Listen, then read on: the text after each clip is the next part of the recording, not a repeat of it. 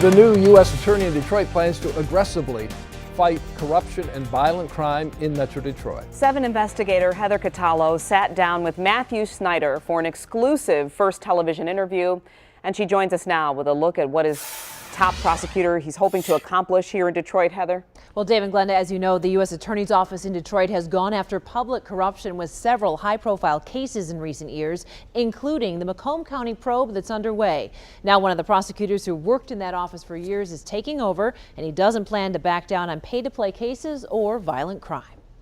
It feels great to be back. Newly appointed U.S. Attorney Matthew Snyder knows what it takes to put the bad guys away. From 2003 to 2011, he worked as a federal prosecutor in Detroit, taking on all kinds of crime. I worked in gangs, guns, public corruption, drugs, narcotics. I worked terrorism cases for 8 years.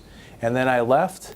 And now I'm coming home, I feel. In his first full week on the job as U.S. Attorney for the Eastern District of Michigan, Snyder sat down with 7 Action News to highlight his priorities: fighting violent crime and public corruption. People elect their officials and they expect that they will work for them.